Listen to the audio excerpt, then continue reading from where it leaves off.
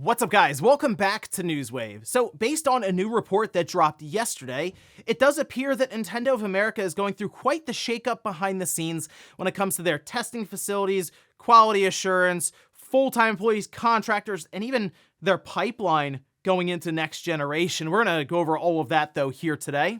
Also, we are going to be talking about a new Marvel game that was announced from NetEase, and it's basically their take on Overwatch. And then we have a bit of an update for that rumored Xbox console, the revision that's coming out. Well, some images got out there and might be a bit different than some people were expecting after seeing that FTC leak. So if you guys enjoy these videos, make sure you hit that like button, helps it a ton. And if you're new here to the SpawnWave channel, make sure you subscribe down below. And of course, members for the channel do get Newswave early and ad-free. If you would like to learn more about that, click the join button down below this video. And we're gonna start today with PlayStation Plus games for the month of April. And I think this is a good example of a title that didn't do well when it came out, but could see a bit of a second wind here with a service like PlayStation Plus, because we can see over on the PlayStation blog, Immortals of Aveum is the headlining game. These titles will be available starting April 2nd up until May 6th, and I always recommend people to go in and just add them to your library, even if you're not interested in it right away. You never know, down the road you may be, and this is something you technically pay for if you're part of PlayStation Plus, so why not get them claimed and added in. But along with Immortals of Aveum, we have Minecraft Legends, and then Skull. I'm not at all familiar with Skull. Let me know if that's something that I should be checking out. But Immortals of Aveum I did play, and I thought it was an interesting enough title. It is kind of like Call of Duty mixed with magic and spells, but it didn't do well when it came out. I guess it got lost in the shuffle, or the reviews weren't exactly glowing and over the top, and people saw the $70 price tag, and they're like, maybe I'll hold off and wait until either I have time to go into my backlog, or maybe I just want to check it out on sale. Now it's part of PlayStation Plus, or will be here soon, and yeah, I recommend checking it out and seeing what you think. So to me, looking at this, not a bad month for PlayStation Plus. Certainly worth at least claiming these three titles. Also, Star Ocean Second Story R got a new update that actually adds some new content. Now, this is a trailer that was released, you can see here, and they say the latest update to the game includes a new difficulty mode, post-game raid enemies, new weapons, and more. So the reason I'm happy to see this is it appears the game has done well enough in terms of sales and revenue to justify just post-release support. And Star Ocean, I think, is at an interesting crossroads right now for the series. I look at the Divine Force, and while that's technically better than what we've had in the past from Star Ocean, it just still does not feel like a high-quality release. And something like Second Story R does feel like a high-quality release. I think it's just the art style, the scope of the game. Yeah, somewhat with the budget, but the Divine Force, the character models look kind of weird. It feels even a little too archaic at times with some of the combat and the upgrade pass, that sort of thing. I sort of feel like if they went the route of what they did with Second Story R, that kind of art style, that kind of level of production, might it be a bad idea to do that with the next big quote-unquote Star Ocean game rather than try to stretch the budget and the team maybe a bit thin and try to go for, I guess, a more visually impressive 3D style game, but something to think about there. Otherwise, though, this update is available now. It's definitely worth checking out, as it's free, so why not? Oh, and we did get the announcement for the last Game Boy Advance game, I believe, that's expected for NSO. We can see this over on Nintendo's X account, where they say, unlock hidden vehicles and tracks as you master 20 different courses at 4 difficulty levels in F-Zero Maximum Velocity, coming to Nintendo Switch for NSO expansion pack members on March 29th. Okay, so here in a few days, and like I said, I think that wraps up the roadmap that they originally laid out for Game Boy Advance, and Nintendo 64. So I am curious what they'll be doing then going forward, if they have a new roadmap, or if it'll just be more surprises, essentially, with different drops that happen going forward throughout this year, and then maybe into next year, we start to hear about what's next for just NSO, as GameCube has been brought up, but there are other platforms out there they could also tackle. Otherwise, though, yeah, this Friday, a new F-Zero game going into the service, and for some, probably brand new, as it was on the Game Boy Advance back in, was that 2001? So, yeah, it's like 23 years ago. Definitely something that people now we'll probably be experiencing for the first time. And guys, with some of the quick news out of the way, let's get into the bigger stuff. Let's start right away with Nintendo of America and a bit of a shakeup behind the scenes. Now, this comes way of Kotaku, which we can see posted up over on their website. They say Nintendo of America is restructuring the small army of contractors that helps test its games and hardware in its Washington State headquarters, the company confirmed to Kotaku. Quote, this is from Nintendo themselves, a spokesperson saying, Nintendo of America has reorganized its product testing functions to drive greater global integration in game development efforts. The changes will also better align NOA with interregional testing procedures and operations. These changes will involve some contractor assignments ending, as well as the creation of a significant number of new full-time employee positions. For all assignments that are ending, the contractors agencies with NOA support will offer severance packages and provide assistance during their transition.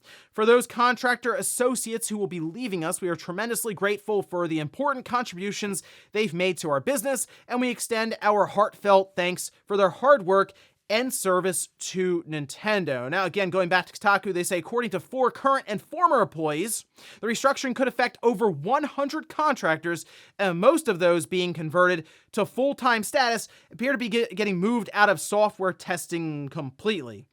Here's the thing with this situation. We've had places like Sony, Microsoft, others, they just come out and tell us the actual number of people who maybe are getting laid off or shifted or moved around. It's still like Kotaku trying to piece together how many people are being affected. We don't know how many are being converted over to full-time. Remember, this is technically a follow-up to another story that they had for Nintendo where there's like the red badge and you're off like on the other side of like Nintendo of America away from the full-time employees.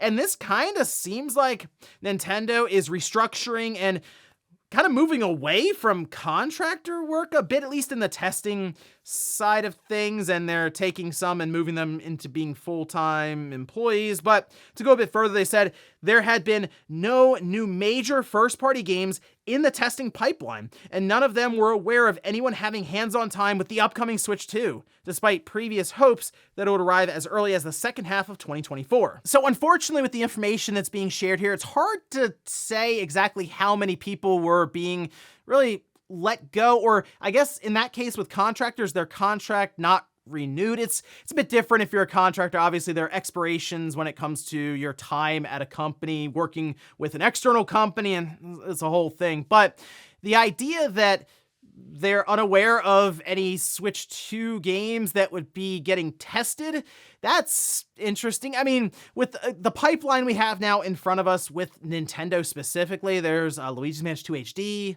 there's Paper Mario Thousand Year Door, we have an Endless Ocean game coming up, although that would be with an external studio that's working on it.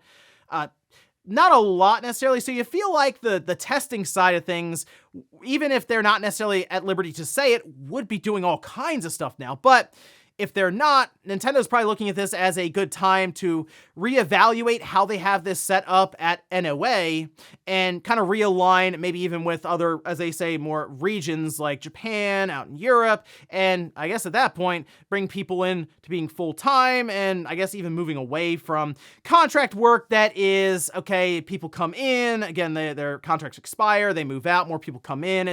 I know it's a whole thing there, especially in like Washington and in the US with that. But in this case, I do wonder what exactly would happen now going forward if, for example, some have expressed concerns around their ability to provide the kind of testing that would go into something like Tears of the Kingdom. I don't necessarily think Nintendo's quality is going to suffer overall, because one thing Nintendo will do is hold on to a game for as long as they feel is needed for it to reach a certain quality standard. But the idea of maybe reducing some of the positions within testing facilities at Nintendo of America is an interesting one. But we'll see as we go along here, and maybe we start to hear more from Nintendo about titles coming up, as that April Direct, I guess, is still rumored. And I mean, we're a month out from the end of April, so we should be hearing at least something about that, whether it's through rumor mill or Nintendo themselves in the coming weeks. Next up, let's talk about a new Marvel game that has been announced, and this is coming to us from NetEase, and it is indeed their version of Overwatch with a bunch of Marvel characters. So they did release this trailer here for it as well. And we had already heard some talks around this. There were a bunch of leaks as well, but it is a 6v6 hero shooter. It will be free to play with Marvel characters, of course. Iron Man, Spider-Man, Doctor Strange, Hulk, there are more of them in there, including X-Men will be as a part of this as well. 18 characters at this time are confirmed last I saw, and it's gonna blend, apparently, Ultimate Alliance with Overwatch. I mean, they had some big screen clearing abilities and different things happening, stuff that you would expect from an Ultimate Alliance, and the environments are even destructible, which that part looked pretty cool. I saw that as Iron Man was kind of destroying like this large statue pillar kind of thing right in front of him. Okay, that seems like it could be pretty dynamic sort of in a battle like that. The team up skills is something that they were also pointing out, and it does at least look different, where you combine forces with an ally for different powerful moves. At this time, it's slated for PC, and there is no release date, release window, anything. As far as I can tell right now, it's just a closed alpha that's set up for May, so I guess you could sign up for that and try the game out here in a couple of months. The hero shooters just really haven't done it for me at all. Like, I just never got into something like Overwatch, unfortunately, or Paladins, nothing like that. But I will admit, seeing the Marvel characters in there, them kind of throw out Ultimate Alliance just as a comparison and the destructible environments, if it's free to play and it just shows up on Xbox, PlayStation, or something like that, maybe I'll fire it up and just see what I think, but something tells me this necessarily won't click with me, but I have a feeling, especially if they get it on places like on mobile phones, that sort of thing, it could probably do very, very well, but I guess we'll see how intrusive some of the microtransactions will be. Are they just going to be cosmetic based? Will they give some sort of gameplay benefit to it? That's something we still need to find out more about. But I guess for now, look towards May for the closed alpha for Marvel Rivals from NetEase. Next up, let's talk about a new console that appears to have leaked out. We had rumors of this new Xbox, a month ago from Xputer, and we talked about it here. And we sort of compared it to that FTC leak where it showed that cylinder Xbox Series console and it didn't have a disk drive. And that's kind of what I was picturing for this new one. Well, now we actually have pictures of this system, allegedly from Xputer, but it looks pretty legitimate, so I'm gonna assume that, yeah, this is real. And I was trying to figure out how to do this because I know how things can go when it comes to copyright strikes and images getting out there. So what I'll do is I'll just show you Xputer's website, nothing else, just their website. We'll just kind of scroll down and whatever's there is there. Maybe there's images of this new Xbox. I don't know. We'll see. But now the Xbox Series system that they're showing on their website, it does just look like a white Xbox Series X console without a disk drive. And that's kind of what at least was being described. But the FTC leak showed a very different system. And in fact, it appears it's not even going to be leveraging some of those upgrades. So this was in tandem with Xputer from The Verge, who had a bit more information, saying Xputer reports that this white Xbox Series X will have some internal components upgraded, including the heatsink used to cool the console. The Verge has seen additional documents detailing changes to this white Xbox Series X that suggests these leaked photos are genuine. So the thing that I guess at this point I would expect or hope to be upgraded if it's all digital would be the storage size. At this time, if there's no disk drive, 2 terabytes minimum, I feel like that's what you would hope would be there. But there's always the potential to go the opposite direction, keep it at 1 terabyte and lower the price, maybe down to $400, and it's just a digital version of it. But at the end of the day, what I think is going to happen here, a year from now, so we'll say midway through 2025, the current Xbox Series X is being sold with a disk drive will just kind of fade away, and we'll just be left with this Series X with no disk drive, and that is their core flagship system that doesn't take a disk at all. And I do think that this is going off of data that Microsoft has showing that, their digital to physical split, I think is substantially in favor of just digital purchases or Game Pass downloads. That's obviously a core part of their business, is the subscription model that also doesn't really rely on anything when it comes to physical games. And if we get to a position where the Series X just really isn't being sold or manufactured that much, and it's just this all digital version of it that's out there on store shelves, it'll make their transition to 2026 holiday, when people believe their next gen system's coming out, for it to just be all digital at that point, because they would have sat there for about a year and a half just selling an all digital system, getting people more and more used to the idea of not having physical games. And it's still something I think a lot of us are coming to terms with here, is the idea that physical games, the days are numbered right now, and I think at this time Nintendo will be the last holdout. Sony also, I think, will hold out a bit longer, but I feel like Microsoft they're just ready to go. So I am curious how they handle this, because the fact that we have images like this, The Verge also saying they've seen internal paperwork that continues to back up some of these images and claims from Xputer. I feel like we're going to hear about this system very, very soon. In fact, it could be next month, or maybe Microsoft does the thing where they announce it in June and then it's out on store shelves ready to order just weeks later, which they've done before with other revisions, like with the Xbox 360. So I don't think we're too far off from seeing this officially announced, and we'll see how they handle it. And in our last bit of news, let's talk about GameStop, who does seem to be in a bit of trouble, which I feel like isn't surprising for really anyone, just given the climate currently of physical digital games and how we're starting to see these systems not even make its way to store shelves. You just mostly buy them through the company's websites. But this was posted up by Reuters. It goes over some of the recent financial issues from GameStop, saying their fourth quarter revenue of $1.79 billion was lower than last year's $2.23 billion. But here's the good news. The expenses for GameStop fell 21% down to $357.1 million. Apparently that's mostly due to lower costs of labor, as they did lay off a number of people, and consulting services and marketing also down. Well, they're not really running the kind of commercials they used to. We had a little bunny that was running around. It doesn't seem to be something that they're pushing as much, or at least putting as much money into.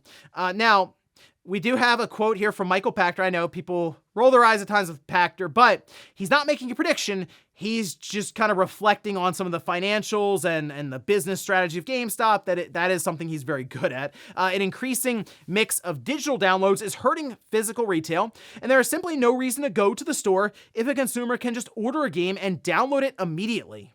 Revenues are highly unlikely to rebound unless management figures out a way to drive store traffic, and I mean, I feel like most of us agree to that and even understand it. If you've gone to a GameStop recently, it looks very, very different than what we had just 5 or 6 years ago. I mean, sure, with the 360 PS3 days, I mean, that store was crammed full of just video games. They didn't really have a lot of, there were DVDs there, I guess, but like, we didn't have collectibles, pop figures, all kinds of other merchandise taking up, I'm thinking at this point, 50 to 60% of the store, to where the video game sections are kind of being drowned out by this stuff. And I feel like even GameStop is understanding that they're becoming less about the games, which is weird because it's literally in the name of their store, but it's with these manufacturers for these different consoles and even consumers leaning away from the idea of going to stores to buy games or consoles. It's going to become a difficult climate for GameStop to exist in their current form. So, as Michael Pachter himself is saying, you got to find ways to drive people to the stores, and it feels like at this time, it's not really going to be the games that are going to do that for you. And before we go to the comments of the day, we're going to take a look at the poll that I posted up yesterday, where I ask, do you shop at GameStop? Okay, 53% say sometimes, but not often.